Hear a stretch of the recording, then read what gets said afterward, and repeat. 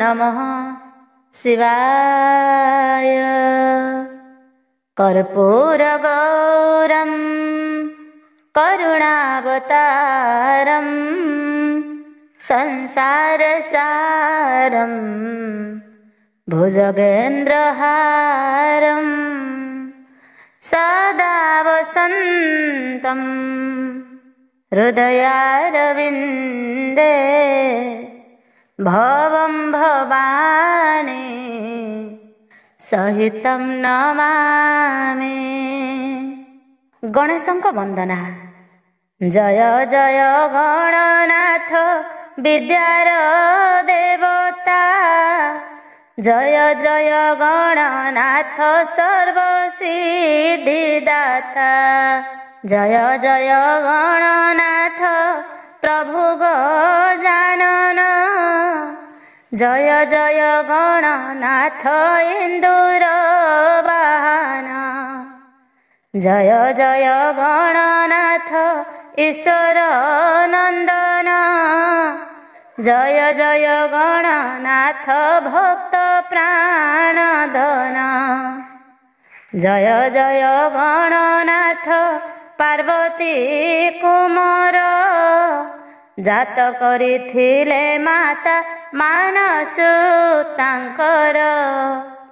स्कंधे उपवीत तव दिशई शोभन, अमृत लडुरे सदा तोषतव मन, पापांकुश शोभा मुखे की बनिबि मुहि, बुद्धि विद्यारे जिणिल चतुर्दश महि, ब्रह्मांड भ्रमणे भ्रातांकु हराई देल, गणनाथ नाम गोटी से काले पाइल, परम पंडित तुम्भे पृथुल जठर, भाद्र शुक्ल चतुर्थी रे मरते बिहार, विद्यालय मान प्रभु करुछ मंडन, विद्यार्थी मानंकु विद्या करुछ प्रदान, कंठ तटे बसी प्रभु पद दिय कही, दीन बुद्धिमंत तब आसरा लोड़ई। शिव पुराण चतुर्थ खंड सापमुक्त केतकी पुष्प। ऋषिगण कहन्ति से धातांक नंदन, पचारु जाकु हवारे सुदया बहीण, कथाए मन मध्यरे पड़ई क्षण, कहिण करन्तु आंभ संदेह मोचन, अति मनोहर केत कि फुलटई, जार सुबासरे चौ दिग चहटई, महादेवंक शिरे केतकी किंपाई, नघेनन्ति सदा शिव कहन्तु बुझाई, धाता नंदन कहन्ति शुणत पिगण, केतकी फूल आख्यान कहिबा फेड़ीण, आद्य काले श्वेतबरा हजे कळपर, महाजले नाश गला सकल संसार, कीट ठारू आरंभीण जेते नर नारी, प्रलय जलरे चिन्ह नथिला कहारी, प्रलय जल घोटिला ए सारा संसार, कलना करी नोहई से जल राशिर, प्रलय जल उपरे प्रभु भगवान ଯୋଗ ନିଦ୍ରାରେ କରିଥିଲେ ସେ ଶୟନ। ଦେବବର ତାଙ୍କ ନାଭି କମଳୁ ଜନ୍ମିଲେ, ନ ଜାଣନ୍ତି କାହାଠାରୁ ସେହି ଜନମିଲେ।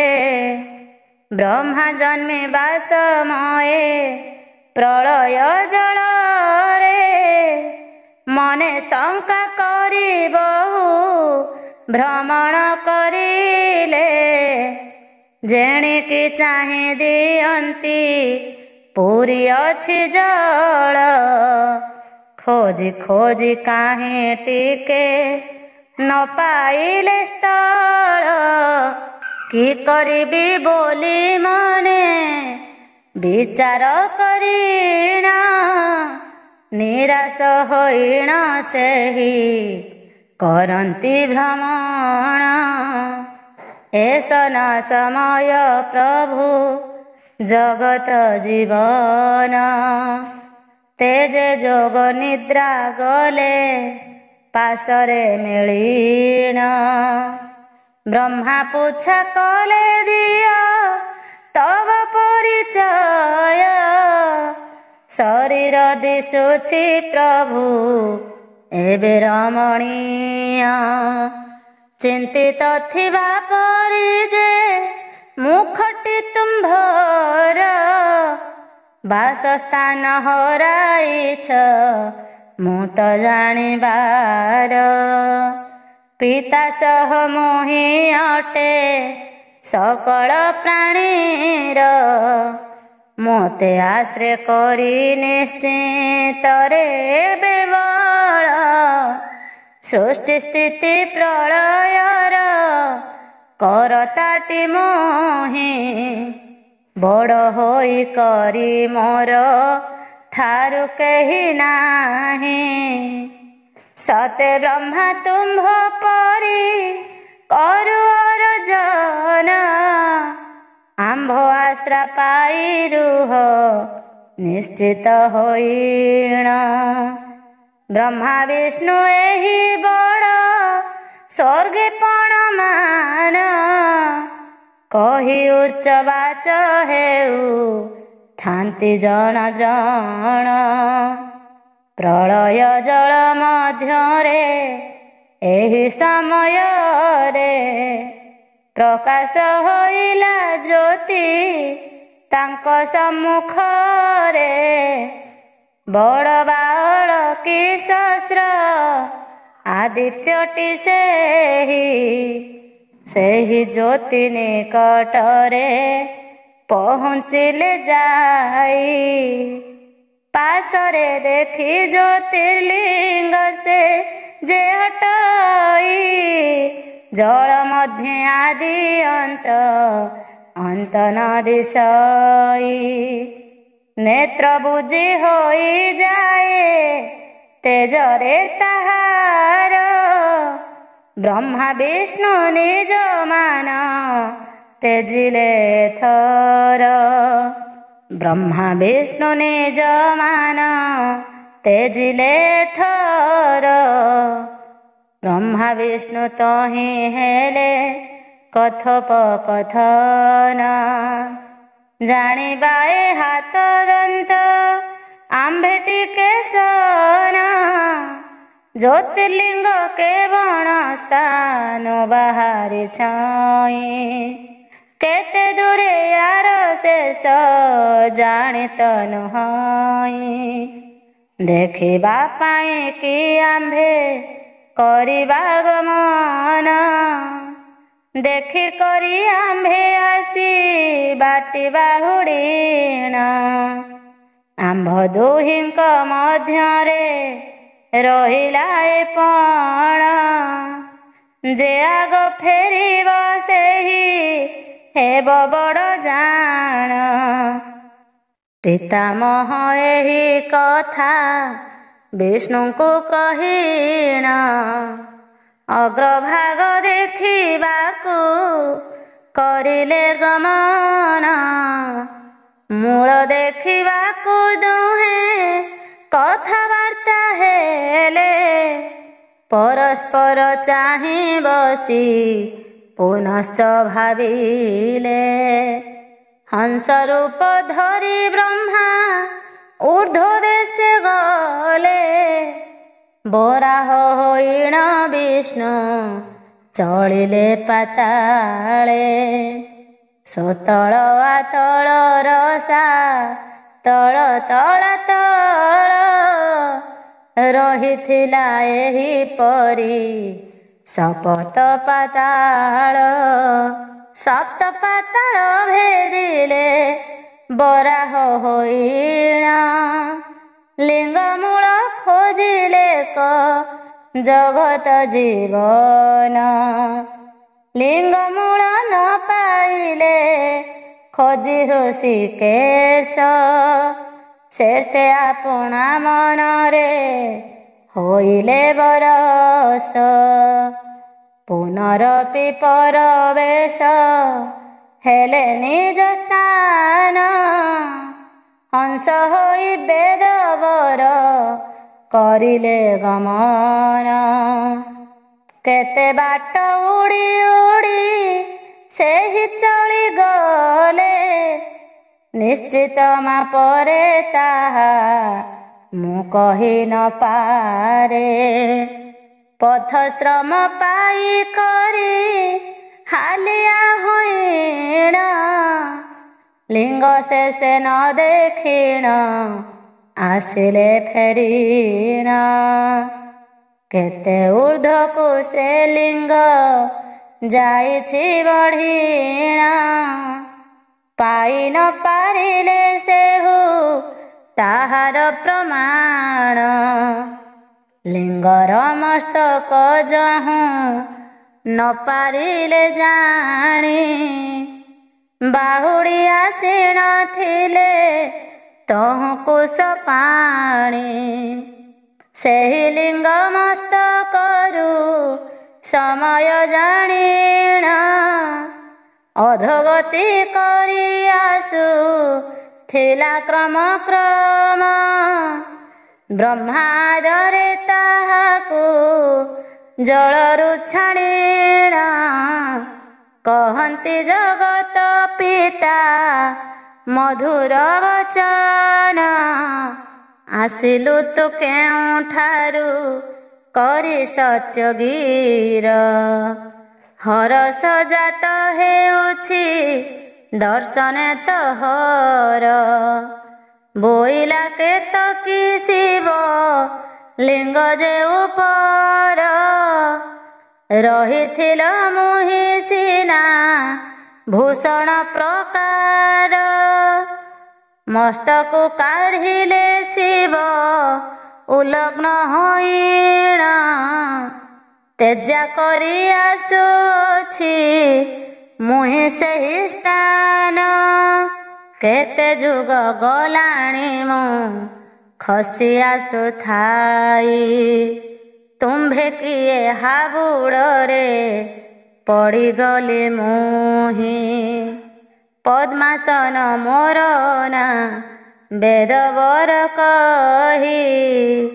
भेटिली तुम्भंकु दिन सफल टई। कथाए करिबु तुही मोहर जे पाई। एसा न कहिबु जेबे पचारिबे केही। शिवलिंग मस्तकरे मुहि रहिथिली। आनिछन्ति रही मते सेठारु ओइली। से केतकी शुणी करी सम्मत करई। पद्मसुत बाहुड़िले केतकी कुनेई। विष्णुଙ୍କ निकटरे से दुहें जे मिलिले। अल्प हसीण तांको बचन बोइले। मूल देखिबा पाई कि तुम्भे जाइथिल। कि संकेत पाई तहु बाहुड़ी आइल। ଉପରକୁ ଯାଇ ଶିର ଦେଖିଲି ତାଙ୍କର। କେତକୀ କହିବ ସାକ୍ଷୀ ଅଛଇ ମୋହର। କେତକୀକୁ ଚାହିଁ ବୋଲୁଛନ୍ତି ନାରାୟଣ। ଶିର ଦେଖିଲେ କିବିହି ଏ ସତ୍ୟ ବଚନ। କେତକୀ ବୋଲଇଥିଲି ଲିଙ୍ଗ ଶସ୍ତ୍ରକରେ। ସେଠାରୁ ଅଇଲେ ବ୍ରହ୍ମା ଅଇଲି ସଙ୍ଗରେ। ନାରାୟଣ କହୁଛନ୍ତି ଶୁଣ ପଦ୍ମାସନ। ଲିଙ୍ଗ ମୂଳ ନ ପାଇ ମୁଁ ଆସିଲି ଫେରିଣ। ଏଣୁ ମୋଠାରୁ ବଡ଼ ହୋଇଲେଟି ଜାଣ। ନମସ୍କାର କରେ ମୁହିଁ ସାଦରେ ତା ଘେନ। ଏମନ୍ତ ସମୟେ ଲିଙ୍ଗରୁ ପଦ୍ମ ଫୁଟିଣ। ଧୂର୍ଜଟି ବାହାର ହେଲେ ସ୍ୱରୂପ ଧରିଣ। ଅତି ଭୟଙ୍କର ରୁଦ୍ର ମୂରତି ଅଟଇ। ତାଙ୍କ କଳେବର ସଦା ପୁରୀ ଅଛି ରହି। କାଳାନଳ ଜିଣି ଜ୍ୟୋତି ଦିଶଇ ତାଙ୍କର। ତିନି ନେତ୍ର ଶୋହେ ତାଙ୍କ ପଞ୍ଚବଦନରେ। ବ୍ୟାଘ୍ର ଚମ୍ର କଟି ଦେଶେ ସୁନ୍ଦର ଦିଶଇ। ଗଳେ ଅସ୍ଥିମାଳ ସର୍ପ ଭୂଷଣଟି ହୋଇ। ତ୍ରିଶୂଳ ଦଶ ଆୟୁତ ଦିଶେ ଶୋଭାବନ। ବ୍ରହ୍ମା ବିଷ୍ଣୁ ମଧ୍ୟେ ରୁଦ୍ର ଗଲେଟି ପଶିଣ। ପୃଷ୍ଠେ ବ୍ରହ୍ମା ଅଗ୍ରେ ବିଜେ ଜଗତ କାରଣ। ରୁଦ୍ର ରହିଗଲେ ତହିଁ ବିଷ୍ଣୁଙ୍କୁ ଚାହିଁଣ। ଲୋହିତ କମଳ ରୂପ ଦେଖି ନାରାୟଣ। ଶିରେ କର ନିବେଶିଲେ ଆନନ୍ଦ ହୋଇଣ। ଉଚ୍ଚାରନ୍ତି ବେଦ ବାକ୍ୟ ସେହି ବାରମ୍ବାର। ତାହା ଶୁଣଇ ମହାତୋଷ ହୋଇଲ ଶଙ୍କର। ତୁମ୍ଭେ ବାସୁଦେବ ସିନା ମୋହର ଭକତ। ତୁମ୍ଭଠାରୁ ଆନ କେହୁ ଅଛି ସମରଥ। ନାଭି କମଳୁ ତୁମ୍ଭର ବିଜାତ ହେଲେ। ବଡ଼ ହେବା ପାଇଁ ମିଥ୍ୟାରେ ଭଣ୍ଡୁଣ ଥିଲେ। ଆଣି ନାହାନ୍ତି କେତକୀ ଶିରରୁ ମୋହର। କେତକୀକୁ ପାଇଛନ୍ତି ପଥୁଦେବ ବର। ବିଧାତାଙ୍କୁ ଜ୍ଞାନ ଦେଲେ କହିଣ ଏସନ। ବିଧାତାଙ୍କ ହୃଦୁ ଦୂର ହୋଇଲା କୁଜ୍ଞାନ।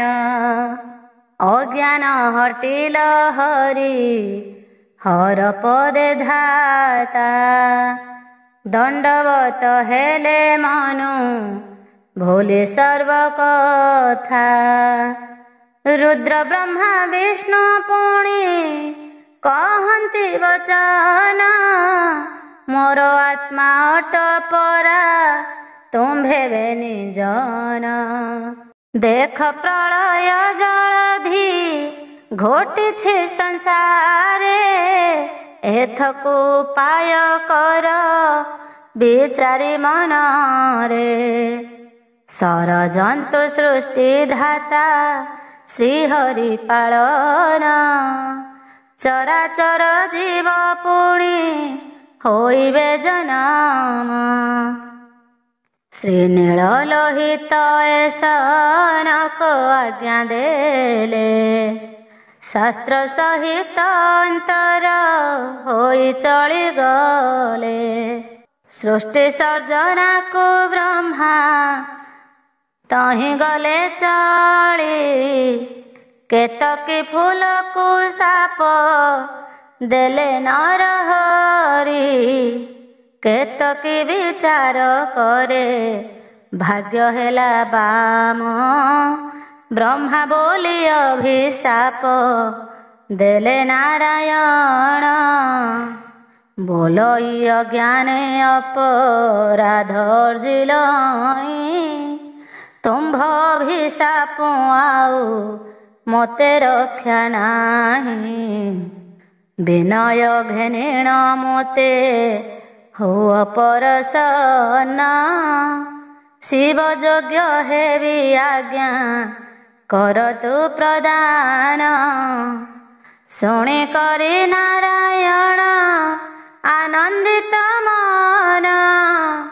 केतकी फूल को चाही कहंती वचन जहा तू कहिलु ताहा जानी न छई अभिशाप मोर केबे व्यर्थ हेब नाही सदा शिवंक आग्रह पुष्प केहु तुही दिने पवित्र होइबु शोण मन दे शिवरात्रि व्रत रे जे शिवंक शरीरे चढ़ाइब जे हो बसी बसे कैलासरे सोना चंपा लखे लखे देले पद्म फूल शिवरात्रि समान रे नुहई जे सार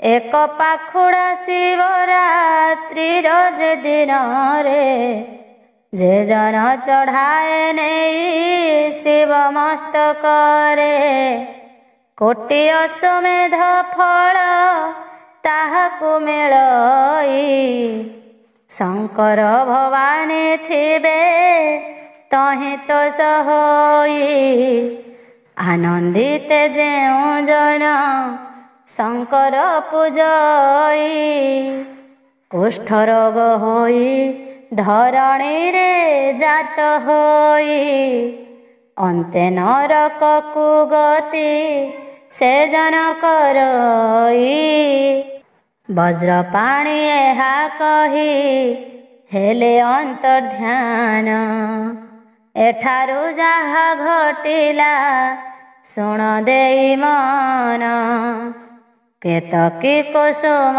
शुणी होइला अंतर वर्षक परे सुदिन आसिला एहार केतकी पुष्पर कथा पुछा कल जाहा श्रद्धा चित्ते बुझाइण कहीदेली ताहा जेउ जन सरधारे श्रवण करई शिवंक भुवने जाई से जन मिलई शिवंक पुराण भक्ति रसे परिपूर्ण मनोरथ पूर्ण कहे बुद्धिमंत दीन नारद कर्तुक चंपक शापग्रस्त आहे ऋषि गण शुण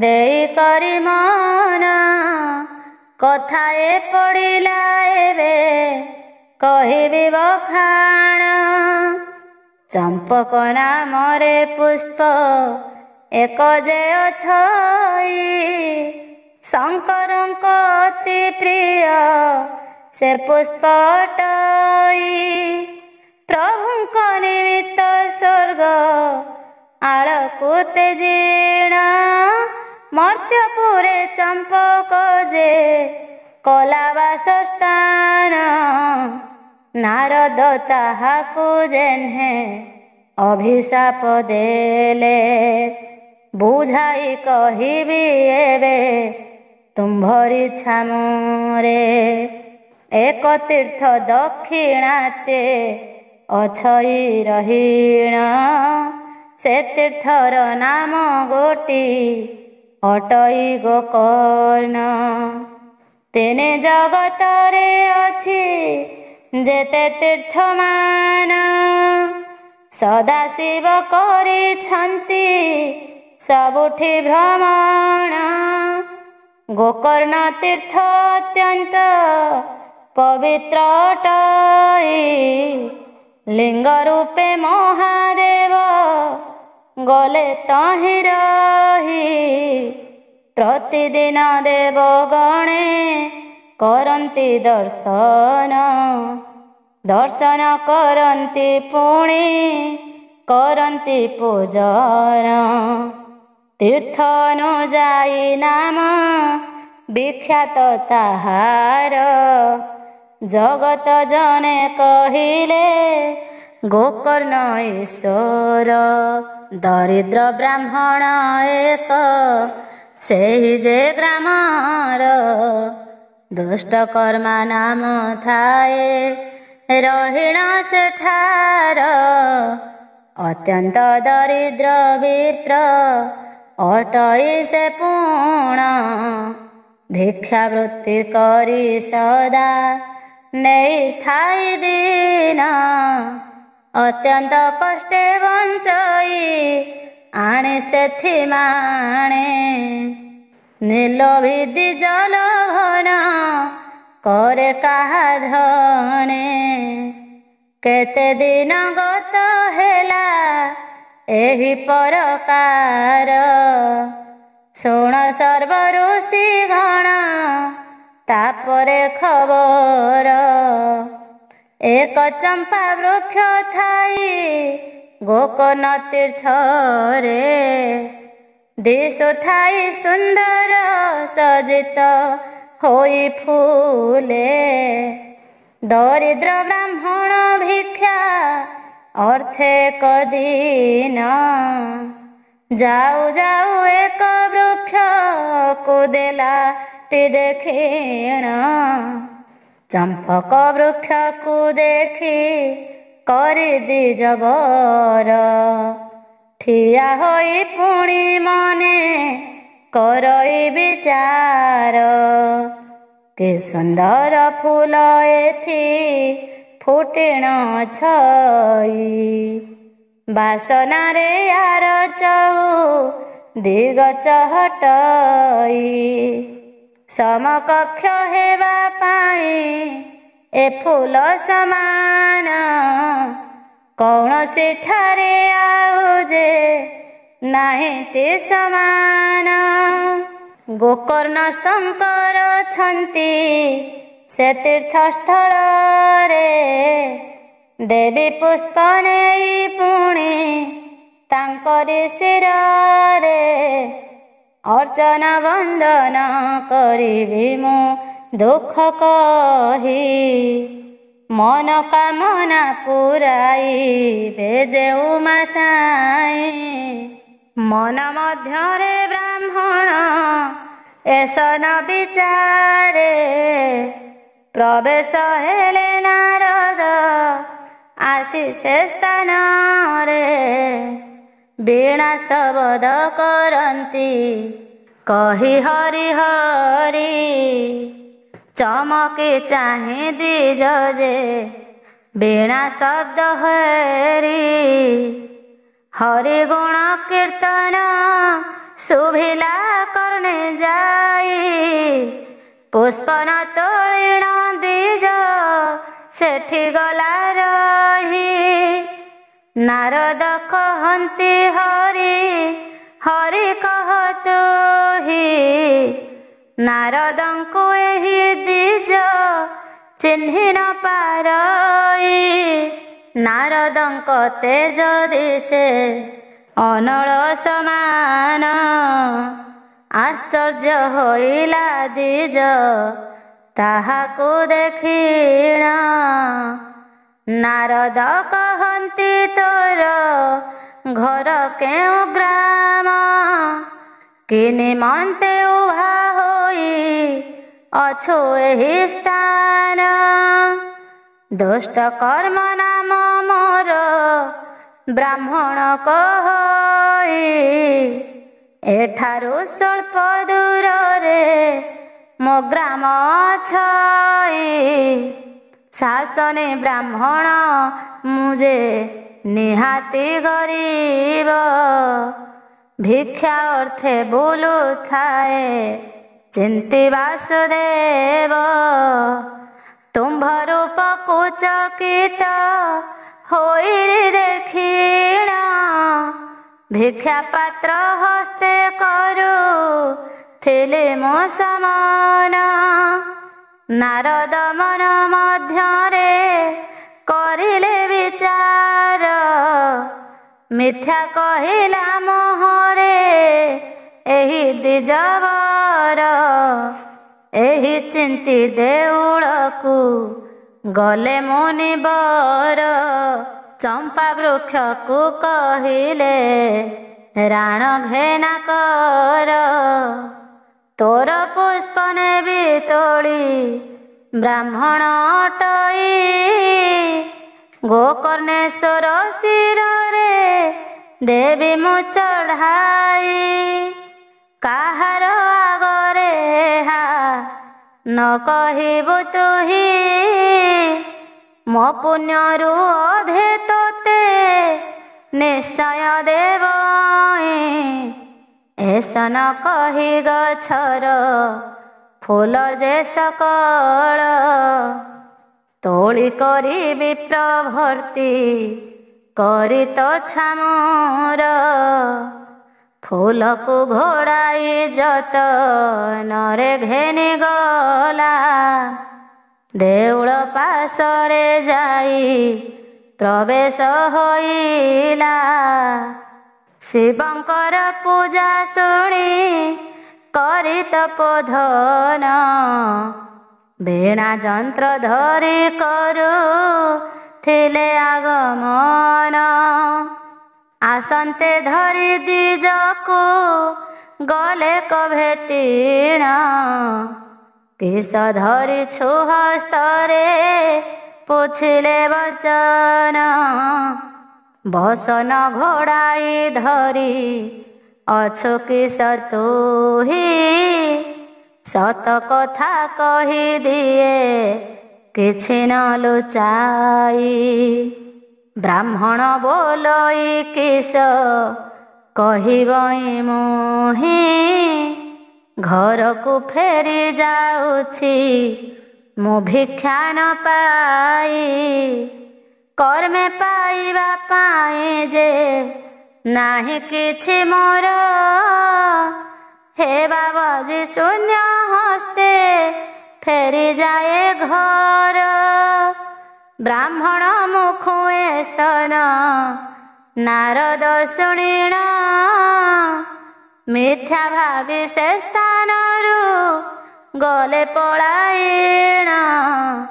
ଚମ୍ପା ବୃକ୍ଷ ପାଶେ ମିଳି ଗଲେ ତପୋଧନ। ଅତି ହରସରେ ତାକୁ ପୁଛନ୍ତି ବଚନ। ଆହେ ଚମ୍ପା ଗଛ ଫୁଲେ ଦେହ ପୂରିଥିଲା। କିଏ ତୋଳି ନେଲା ତେଣୁ ଅସୁନ୍ଦର ହେଲା। କିଏ ତୋଳି ଘେନି ଗଲା ଫୁଲକୁ ତୋହର। କି କାରଣେ ଉଭା ହୋଇ ଥିଲେ ଦ୍ୱିଜବର। ନାରଦ ମୁଖରୁ ଶୁଣି ଏସନ ବଚନ। ଚମ୍ପା ତରୁ ବିଚାରଇ ଆପଣାର ମନ। ନିୟମ ପକାଇ ଦ୍ୱିଜ ମନା କରିଛନ୍ତି। କେଉଁ ପରି କହିବି ମୁଁ ତାହାକୁ ସମ୍ପ୍ରତି। ଭୁଲାଇଣ ଦେବି କହି କପଟ ବଚନ। ଆପଣାର ମନେ ଚମ୍ପା ଚିନ୍ତଇ ଏସନ। ନାରଦ ମୁନିଙ୍କୁ ଚାହିଁ କହେ ଭୁଲାଇଣ।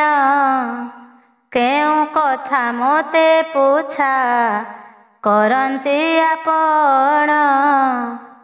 କିଏ ସେହି ଦ୍ୱିଜବର ତାକୁ ନ ଚିହ୍ନଇ। ମୋ ସୁଖ ଏହି ସ୍ଥାନେ ଯେ ରହିଣ ଛଇ। କିଏ ତୁମ୍ଭେ ପୁଚ୍ଛା କଲି କାରଣ ଯେ କହ। କି ଫୁଲ ତୋଳିଲା କିଏ ମୋର ଆଗେ କହ।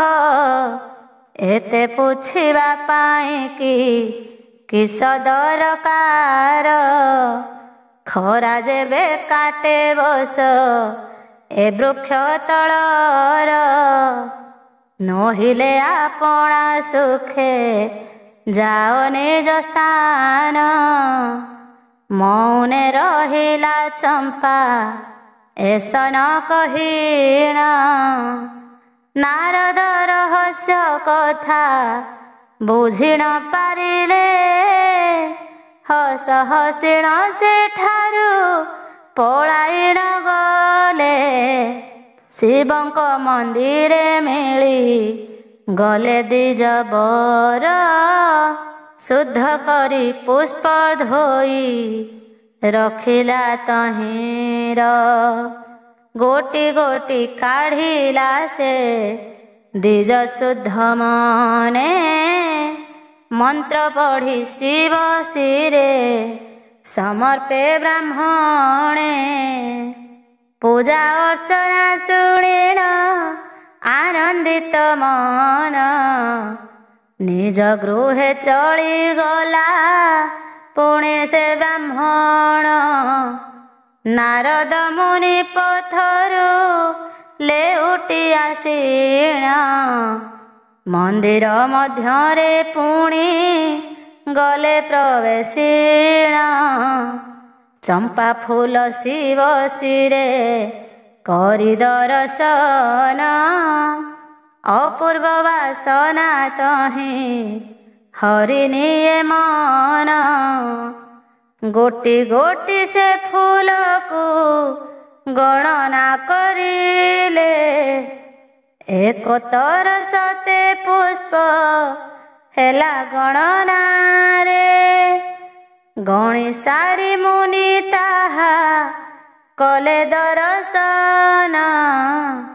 ପୂଜା ସଜ ଘେନି ବସ ଅଛଇ ବ୍ରାହ୍ମଣ। ବସାଇ ଆସନ ଶିବ ଲିଙ୍ଗ ସମୀପର। ଆନନ୍ଦ ମନରେ ବସି ଅଛି ଦ୍ୱିଜବର। ନାରଦ ବୋଲନ୍ତି ଚାହିଁ ସେହି ଦ୍ୱିଜବର। କହିକି ପାରିବ ବିପ୍ର ଯାହା ମୋ ପଚାର। ବ୍ରାହ୍ମଣ ବୋଲଇ ପୁଛ ଯାଇଛା ତୁମ୍ଭର। ମିଥ୍ୟା ନ କହିବି ସତ୍ୟ ବଚନ ମୋହର। ତୁମ୍ଭ ପଚାରିବା କଥା ଯେବେ ଜାଣିଥିବି। କୋପନ କରିବ ଯାହା ଜାଣିବି କହିବି। ବ୍ରାହ୍ମଣ ମୁଖରୁ ଶୁଣି ଦେବଶୀ ଭାସନ୍ତି। ଏ ଫୁଲ ଯାକ ଗଣିକି ଦେଖିଲି ଯାଆନ୍ତି। 71 ସଂଖ୍ୟାରେ ହୋଇଲା ଫୁଲ। ଶିବଙ୍କୁ କେ ଦେଲା ଏହା ଦେଖିଛ ନେତ୍ରର। ଆହେ ଦ୍ୱିଜ ସୁତ ଜାଣିଥିଲେ ସତ୍ୟ କହି। ମୋହର ମନରୁ ଦିଅ ସନ୍ଦେହ ଦୂରେଇ। ଦ୍ୱିଜବର ବୋଲେ ଯାହା ପୁଛିଲ ଗୋସାଇଁ। ଏ ଫୁଲ ଗୁଣ କଥା କି କହିବି ଯେ ମୋହି। ବହୁ କାଳରୁ ଏ ଲିଙ୍ଗ ପୂଜନ କରଇ। ଅରଖ ଦୁଦୁରା ବେଲ ପତ୍ରି ଆଦି ଦେଇ। ଅକ୍ଷତ ଧୂପ ଦୀପ ଯେ ସୁବାସ ଚନ୍ଦନ। ଉପଚାର ଦେଇ ପୂଜୁ ଅଛି ସଂକର୍ଷଣ।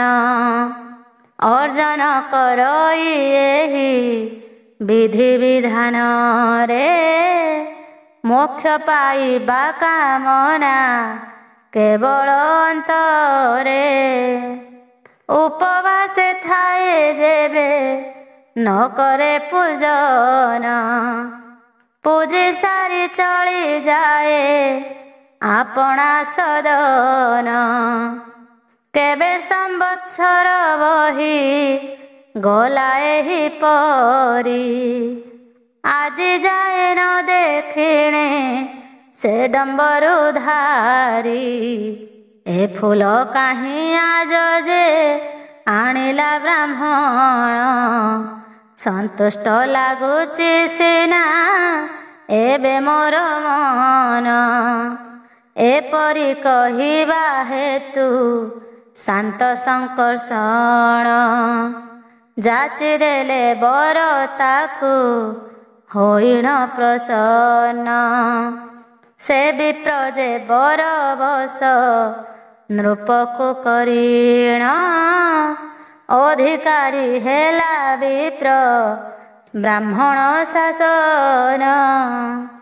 ବହୁତ ଭୂମି ଦାନ ଯେ ଦେଲେ କରାଜନ, ଧନ ମଦେ ବ୍ରାହ୍ମଣକୁ କଲା ହତମାନ୍ୟ।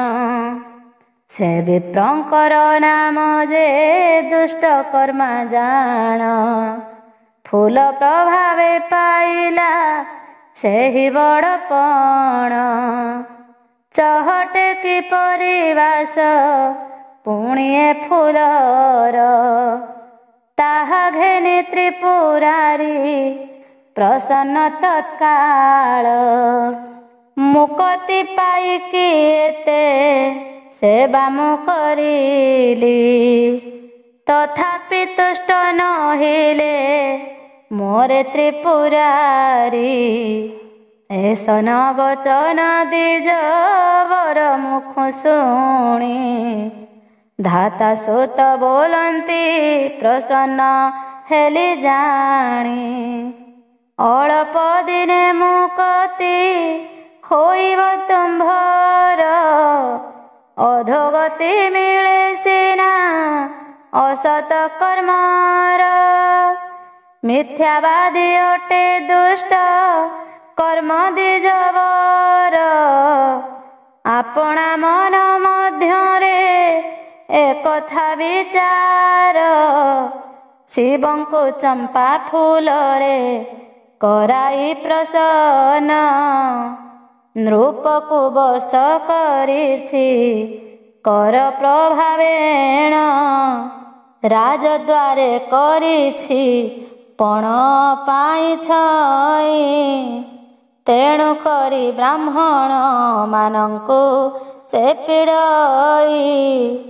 ଚମ୍ପା ଫୁଲ ଦେଇ କରି ପାଇଅଛି ବର, ଦେଖିବ ସେ ଫଳ ବି ତାର ମନ୍ଦ ଫଳ। ନାରଦ ଗୋସାଇଁ ବ୍ରାହ୍ମଣକୁ ଯା କହିଲେ, ଆହେ ଉମାକାନ୍ତ ବୋଲି ଶିବଙ୍କୁ ଡାକିଲେ। ଅତ୍ୟନ୍ତ କୃପଣ ଲୋଭୀ ଦ୍ୱିଜବର ଜାଣ, ତାହାକୁ କିପରି ବର କରିଲେ ପ୍ରଦାନ। ପ୍ରଭୁ ହୋଇ ଅବିଚାର ତୁମ୍ଭେଟି କରିବ, କେବଳ ପ୍ରକାରେ ହି ଧରିତ୍ରୀ ରହିବ।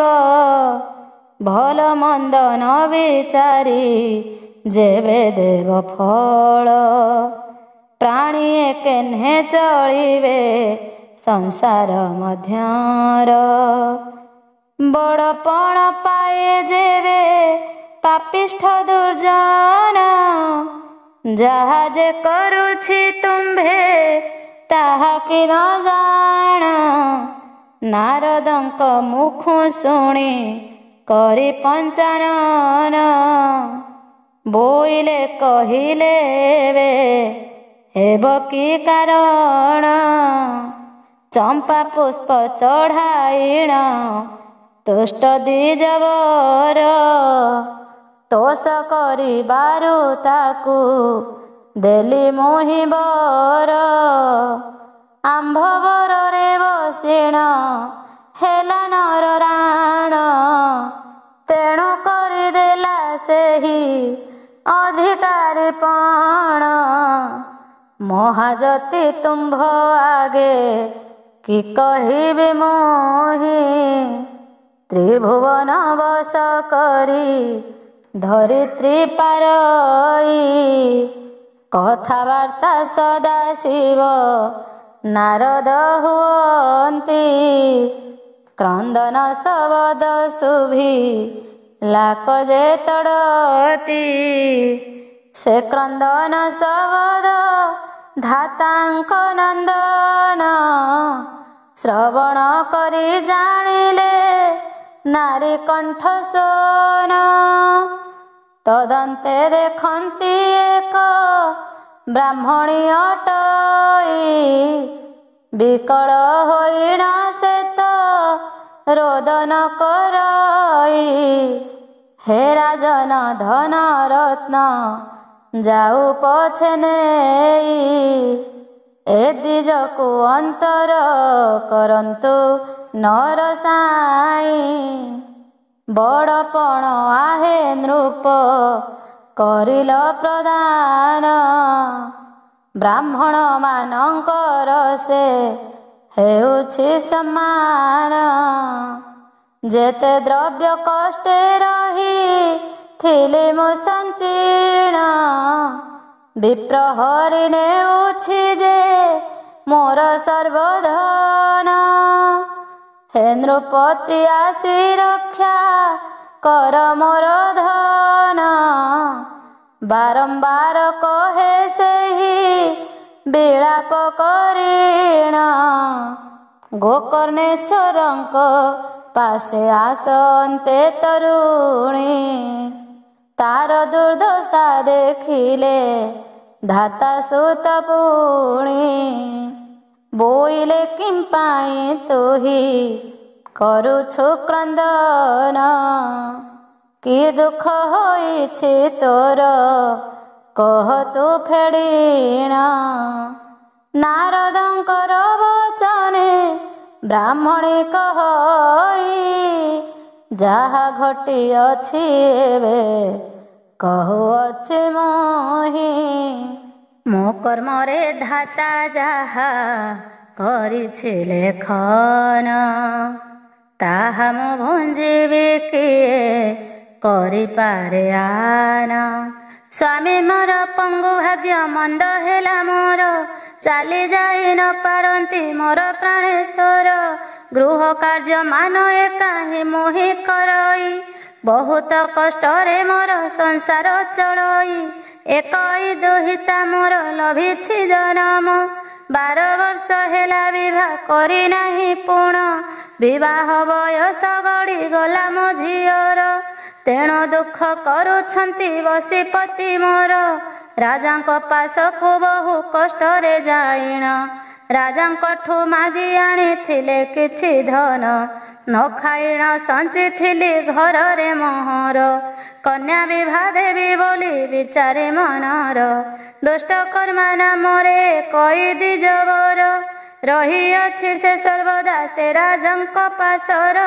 ବ୍ରାହ୍ମଣଙ୍କ ଅଧିକାରୀ ସେହି ଦ୍ୱିଜବର ଅନ୍ୟାୟ କରଇ ପାପକୁ ତା ନାହିଁ ଡର ସେହି ଦୁଷ୍ଟ କର୍ମା ଏବେ ପଶିଣ ମନ୍ଦିରେ ଅଧେ ଧନ ବୋହି ନିଏ ତାହାରି ଇଚ୍ଛାରେ ତା ବଶରେ ନରପତି ଅଛଇ ରହିଣ ସେ ଯାହା କହୁଛି ସତ ତାହାକୁ ଭାବିଣ ସତକୁ ମିଛ କରିଣ କହଇ ରାଜାଙ୍କୁ ବିଶ୍ୱାସ କରନ୍ତି ରାଜା ତାହାର କଥାକୁ ଦେଖି ଘଟଣା କହୁଛନ୍ତି ଯେ ସର୍ବଜନ ନ ବୁଝଇ ନୃପତି ସତ ମିଛ ମାନ ଧନ ମୋର କେ ରଖିବ ବ୍ରାହ୍ମଣ ଗୋସାଇଁ ନ ରଖିଲେ ଧନ ଯାକ ସବୁ ନେବ ବୋହି ଆନେ ମୁନିବର କିସ କହିବି ବଚନ, ସେ ଦୁଷ୍ଟ ଦ୍ୱିଜ କଲା ଶିବ ଯେ ଆରାଧନ।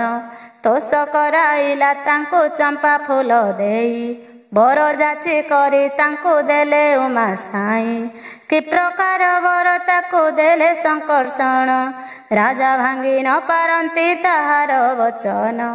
ତାବସରେ ଛନ୍ତି ରାଜା ଆଉ ପ୍ରଜାଗଣ, ସେ ଯାହା କହଇ ହୁଏ ତକ୍ଷଣେ ପାଳନ। ବଡ଼ ଦୁଷ୍ଟ ସେ ବ୍ରାହ୍ମଣ କହନ୍ତି ସକଳ, କିଛି କହି ନ ପାରନ୍ତି ସମ୍ମୁଖେ ତାହାର। ଚମ୍ପା ଫୁଲ ପାଇ ବର ନେଇଛନ୍ତି ବର, ତେଣୁ କରି ନୃପବଶ ହେଲେ ବ୍ରାହ୍ମଣର। ନାରଦ ମହର୍ଷି ତହିଁ ମନେ ବିଚାରିଣ, ବୋଇଲେ ସେ କେତେ ତୋର ନେଇଅଛି ଧନ। ତୋର ସ୍ୱାମୀ ନୃପ ଠାରୁ କହ କେତେ ଧନ, ଆଣିଥିଲେ ସେ ବ୍ରାହ୍ମଣ ନିଏ ଚୋରାଇଣ। ଦୁଷ୍ଟ କର୍ମା ତୋର ଧନ ନେଉଛି କିମ୍ପାଇଁ, ଏଥିର ଚରିତ ମତେ କହ ତୁ ବୁଝାଇ।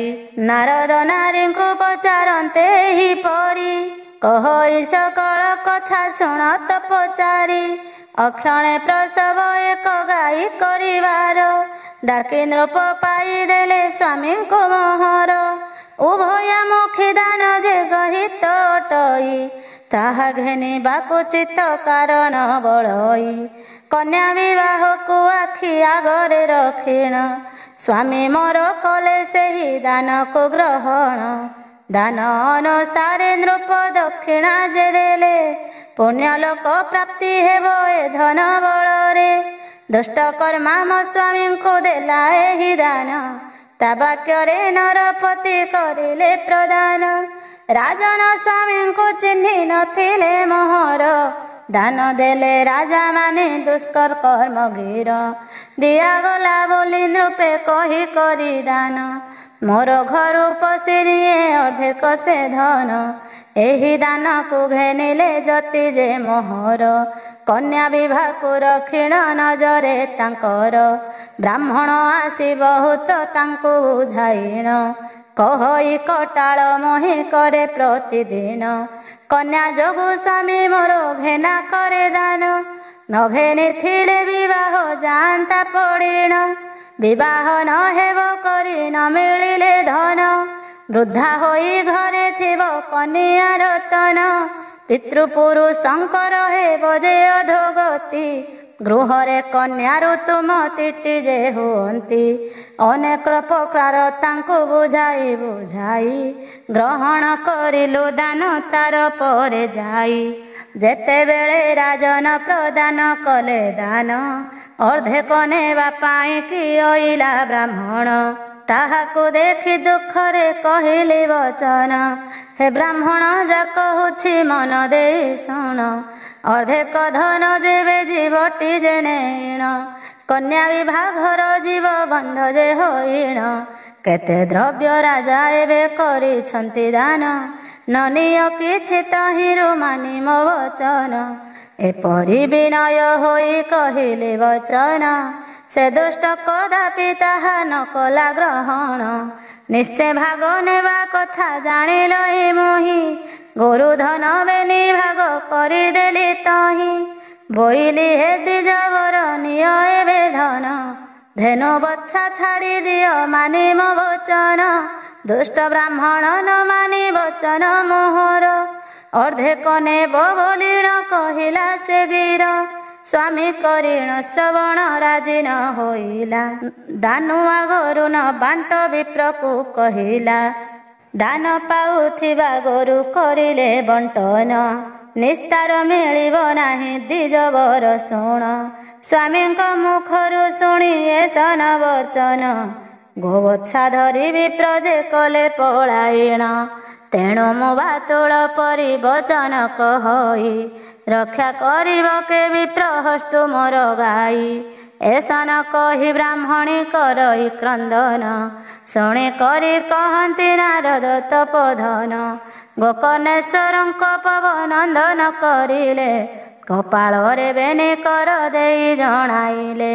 ତ୍ରିଲୋକର ପ୍ରଭୁ ତୁମ୍ଭେ ଦେବ ଶଙ୍କର୍ଷଣ, ଦୃଷ୍ଟେ ବର କିମ୍ବା ପ୍ରଭୁ କରିଣ ପ୍ରଦାନ। परधन संपद ए दुर्जन हरई दुष्ट द्विजर वदन चाहे न जोगाई अत्यंत गरित अट इति जेउ दान तहिरु अर्धेक नेउ अछि सेहि धन दानु आम बछावेनि करुछि हरण एहाठारु बळी किस अछि पाप कर्म सुरभीर दक्ष शृंगे विजय राजन बाम शृंगरे जमुना नदीटी शोभन सरस्वती बेनी शृंग मध्यरे बसई स्कंध देशे पितामह थांतिटी रही नंदी भृंगरटी आदि शिव गण मान 14 कोटी संख्या कले होइब गणन कोटि देशरे सर्वदा आपणक स्थान पुष्ट देले नाना तीर्थंकर जे आस्थान रसी गण दक्षिण कुखीरे थांति रही सकल त्रिदश वाम कुखीरे बसई अध भागरे नवीमानंकर जे स्थान चारि वेद चारि चरण रे विद्यमान जाहार चिରରେ थांति शपथ सागर घृताहुति हुए यज्ञ नळे जाहार मूल सूत्र पापी को जाम कति दियई प्रदक्षिण भक्ति चित्ते करिब से गाई पृथ्वी प्रदक्षिण फल प्राप्ति हेब जन दिव्य लोकरे बसिब होइब से धन्य निज समाधान जेबे देव करी दान जेउ फल प्राप्ति मिले गाभी दाने ता समान दाने गुरु दान श्रेष्ठ तर केहि नाही सदा युक्त होई जेहु दान जे करई 14 पुरुष तार मुक्ति लभंती आपरे स्वर्ग भुवने पाएठी बसती नरक न उद्धुरिब न करिले गुरु दान न जान कि एही कथा देव पंचानन महापात कना सई गुरु दान कले महाभाग्यवंत प्रातु दर्शन जे करे देह जाक गाईर जे आहुसी दियई पुण्य प्राप्ति करे पाप ता जाए पलाई भो देव किस कहिबी देव संकर्षण 10 गोटी धेनुटिए करई प्रदान स्वर्ण सिंह खुरा घोड़ई श्रृंगरोप्य देई पृष्ठा कोतंभारे प्रबाळे चक्षु घोड़ाई नाना रतन तार अंगरे सजाई सोनाहार गଳାରେ ता दियई लंबाई बाछरी संगे काश्य पात्र जे आदि करी दान करे जेहु देश काल को विचारी उत्तर ब्राह्मण को जे दियई जे दान पुण्यवान ताहा ठारे नाही केहि जन दुर्लभ होइण त्रय संसार मध्यर नर होई केउ द्रव्य भोला महेश्वर एसन सुरभि दान जे जन करई दान संगरे समान फल जे लभई शालग्राम वेद विद्या गो कन्याए घेन जे दिए निये प्रतिग्रहटी जे करीण स्वर्ग भुवन रे बसी करंती से दुई जन्म जन्मांत पाप ताहार नाश जाई कन्या बिक्री करी पापी थिब जे हो जन पापरु तरिब जेबे करई गोदान अन्य प्रतिकार किछि से पाप को नाही वेदर वचन एहा सत्यटी अटई धन लोभे विक्रय जे करे गोरु मान सकल पाप तरई कले गोरु दान ए दुष्ट ब्राह्मण करू अछि पाप कर्म दान दिया धन पुणी नेउछि बाछिण एपरि दुष्कर्मे तुम्भ भकत अटई ए कथा कहिब प्रभु कागरे जाई विचित्र महिमा तव देव पंचानन नहिबा कथा को तुम्भे दिय सजाड़ीण नारद मुनिଙ୍କ ଠାରୁ ଶୁଣି ବଚନ क्रोधे ताहाको कहिले देव संकर्षण से दुष्ट ब्राह्मण मते करिला पूजन तेणु करी बर ताकु करिली प्रदान पाप आचरण जेबे करे द्विज बर प्राप्ति हेउ से द्विजकु तार पाप फल प्रिय भक्त तुम्भे मोर आहे तपोधन जाओछि तुम्भ मनरे कर से करम एसन कहिण देव अंतर्ध्यान हेले ନାରଦ ମହର୍ଷି ତହୁଁ ସେଠାରୁ ଗମିଲେ, ଚମ୍ପା ବୃକ୍ଷ ମୂଳେ ଯାଇ ହାଜର ହୋଇଲେ। ବୋଇଲେ ରେ ଚମ୍ପା ବେଳେ କହ ତୁ ବଚନ, ପ୍ରଭାତରୁ ପ୍ରତିଦିନ ତୋର ଫୁଲ ମାନ। କେ ଦେଉଛି କହ ଆମ୍ଭେ ପାରିବୁ ଜାଣିଣ, ଚମ୍ପା ବୃକ୍ଷ ଶୁଣି ମନେ କୁଟ ଆଚରିଣ। ସତ୍ୟ ନ କହିଲା ମନେ କପଟ ରଖିଣ, କ୍ରୋଧ ହୋଇ କରି ତାଙ୍କୁ ନାରଦ କହନ୍ତି। ସତ୍ୟ କଥା ନ କହିଲୁ ତୁ ଚମ୍ପା ଦୁର୍ମତି, ଦେଉଅଛି ଅଭିଶାପ ଘେନା କର ତୁହି। ଶଙ୍କର ଯେ ପୁଷ୍ପ ନଭେନକୁ ସାପ ଏହି, ସାପ ମୁନି ଏ ସନକ କରିଲେ ପ୍ରଦାନ। ପ୍ରବେଶ ହୋଇଲା ଆସି ସେ ଦୁଷ୍ଟ ବ୍ରାହ୍ମଣ, ତାହାପରେ ମହାମୁନି କହନ୍ତି ବଚନ। ରେ ଦୁଷ୍ଟ ପାପିଷ୍ଠ ସାପ ଯୋଗ୍ୟ ତୁହି ଜାଣ, ଦରିଦ୍ର ବ୍ରାହ୍ମଣ ରାଜ ଠାରୁ କେଉଁ ଦିନ ପହଞ୍ଚିଣ ନେଇଥିଲେ ଶ୍ଵେତ ଗୋରୁଦାନ। ଭାଗବାଣ୍ଟି କରି ତୁହି ଘେନିଲୁ ସେ ଦାନ, ତୋଠାରୁ ପାପିଷ୍ଠ ନାହିଁ ମୋର ତ ଭୁବନ। ଦାନ ଧ୍ୟାନ ରାଜଦ୍ୱାରେ ହୋଇଅଛୁ ତୁହି, ତେଣୁ କାହାକୁ ଖାତର ତୋର ଦିନେ ନାହିଁ। ବ୍ରାହ୍ମଣଙ୍କୁ ନାନା ଦଣ୍ଡ କରୁଛୁ ପ୍ରଦାନ, ତେଣୁ ରାକ୍ଷସ ଜନିରେ ହୁଅ ତୁ ଜନମ। ହେ ଦୁର୍ଜନ ପ୍ରଚଣ୍ଡ ସ୍ୱଭାବ ହେବ ତୋର, ଅରଜିଲା କର୍ମ ଫଳ ଏବେ ଭୋଗ କର। ନାରଦ ମୁଖରୁ ସାପ ପାଇଣ ବ୍ରାହ୍ମଣ, ନାରଦଙ୍କର ଚରଣେ ପଡ଼ିଲା ତକ୍ଷଣ। ବୋଲଇ ମନରାଧ ମନ ଜାଣଇ କିଛି, କ୍ଷମା କର ଦୋଷ ଅଜ୍ଞାନେ ମୁଁ ଯା କରିଛି। ଅନେକ ବିକଳ ହୋଇଲା କି ଦ୍ୱିଜବର, ଦୟା ବସିଲା ନାରଦ ଋଷିଙ୍କ ମନର। ଦୁଷ୍ଟ ବ୍ରାହ୍ମଣ ମୁଖକୁ ଅନାଇ କହିଲେ, ସାପ ଅନ୍ୟଥା ନ ହୋଇବ ଯେ କେତେବେଳେ। ରାକ୍ଷସ ଗୃହରେ ତୁହି ହୋଇବୁ ଜନମ, ଯେ ନାମ ବିରାଧ ହେବ ଶୁଣ ଦେଇ ମନ। ମୁକତ ହୋଇବୁ ତୁହି କିଛି ଦିନ ପରେ, ବୁଝାଇ ଦେଉଛି ସେହି କଥା କାଛା ମୁରେ। ରାମ ଲକ୍ଷ୍ମଣ ଯେତେ ଭେଟିବେ ଯେଉଁ ଦିନ, ତାହାଙ୍କ ହସ୍ତେ ତୋହର ହୋଇବ ମରଣ। ସ୍ୱର୍ଗପୁରେ ମୁଖ୍ୟ ହୋଇ କରିବୁ ଗମନ, ରାକ୍ଷସ ହୋଇଣ ରହିଥିବୁ ତେତେ ଦିନ। ନାରଦେ ଚଳିଲେ ବିପେଶନ କହିଣ, ଚମ୍ପକ ବୃକ୍ଷ ପଦରେ ପଡ଼ିଲ ଯାଇଣ। ବିନୟୀ ହୋଇ ବହୁ କ୍ରନ୍ଦନ ସେ କରିଣ, ବୋଇଲା ବୁଦ୍ଧିହୀନ ମୁଁ ଅଟେ ତପୋଧନ। ଗର୍ବେ ମିଥ୍ୟା ବଚନ ମୁହିଁଟି କହିଲଇ, ଏତେ ବଡ଼ ବୋଲି ଜାଣି ନ ପାରିଲି ମୁହିଁ। ଏବେ ଅପରାଧରୁ କ୍ଷମା କର ମୋର, ସାପରୁ ମୁକତ କର ବନ୍ଦଇ ପୟର। ଚମ୍ପକ ବୃକ୍ଷ ବିକଳ ନାରଦ ଦେଖିଣ, ଦୟା ଭାବ ତାହାଙ୍କର ହେଲା ଉତ୍ତପନ। ସାପରୁ ମୁକତ ଚମ୍ପା ଫୁଲକୁ କରିଲେ, ଅମରପୁରକୁ ଦେବ ଋଷି ଚଳିଗଲେ। ଅମିୟ ସମ ଅଟେ ଶ୍ରୀ ଶିବ ଯେ ପୁରାଣ, ପାଠ ଯେ କରିବ ପାପ ହେବ ତା ନାଶନ। ଭକ୍ତି ଭରେ ଯେଉଁ ଜନ କରିବ ଶ୍ରବଣ, ତାପରେ ସନ୍ତୋଷ ହେବେ ଦେବ ପଞ୍ଚାନନ। ଶିବ ପାର୍ବତୀଙ୍କ ନାମ ଭଜ ସର୍ବଜନ, ଦୀନ ବୁଦ୍ଧି ମନ୍ତର ଚେ ତାଙ୍କ ଗୁଣଗାନ। ଇତି ଶ୍ରୀ ଶିବ ପୁରାଣ ଚତୁର୍ଥ ଖଣ୍ଡ ସମାପ୍ତ।